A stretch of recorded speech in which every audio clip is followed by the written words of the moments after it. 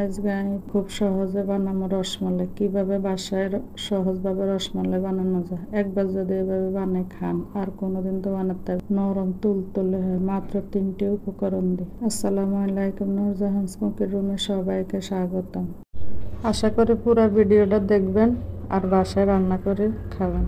এখানে আমি আধা কাপ করে মাইপা 2 কাপ নিছি। এখানে পরিমাণে 1 কাপ গুঁড়া দুধ নিছি, আর নিছি 4 চামচের আধা চামচ খাবার সোডা, আর নিছি 1 চামচ ঘি নিয়ে এগুলারে ভালো করে আমি মিশিয়ে নিব দুধের গুঁড়োর সাথে।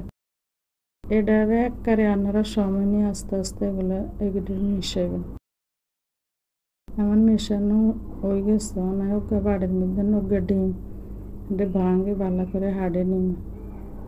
আর ডিমটা ছোট সাইজের, আমরা একটু বড় সাইজের ডিম নিন। অল্প অল্প করে দিয়ে কিন্তু মিশাই। ওগের বেশি লাগছে, একসাথে দিয়ে না, আস্তে আস্তে দিয়ে আস্তে আস্তে দিয়ে আর মিশাই।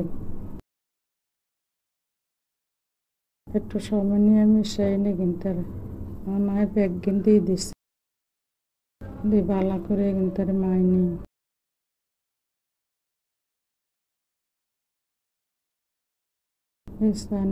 আটালো আটালো যেন আর ওগা ডিম হুড়া দিয়ে আটটু লাগছে। আর আপনার এখানে বড় সাইজের ডিম নিলে ওগে হয়ে যাবে। এখানে 1 কেজি দুধ নিচ্ছে, নি 2 গ্লাসের মুখ হাড়াই তো দিছে। আর 1 কাপ একটু কম চিনি দিছি, দিয়ে কিন্তু জাল বইয়ে দিছি।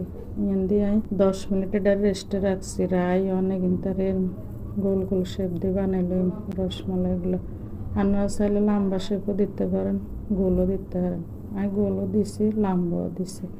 হাতে একটু ঘি লাগাই লইবেন।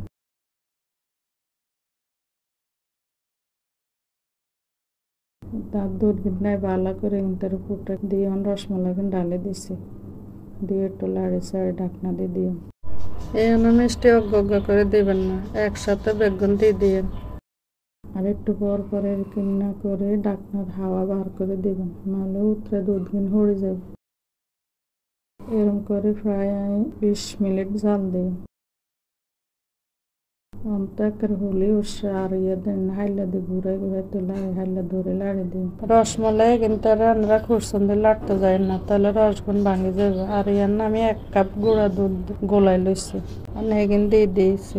দুধের তন রসমালাই কিন্তু উঠে লয়ে আলাদা আবার দুধ কিনতে ভালো করে জাল দিই, একের ক্ষীরের মতো করে লই। সুন্দর করে জাল দিই, ঘন করে ক্ষীরের মতো হয়ে গেছে। ওই রসমালাই মধ্যে ডালে দিয়ে দেখছেন কি সুন্দর হয়েছে।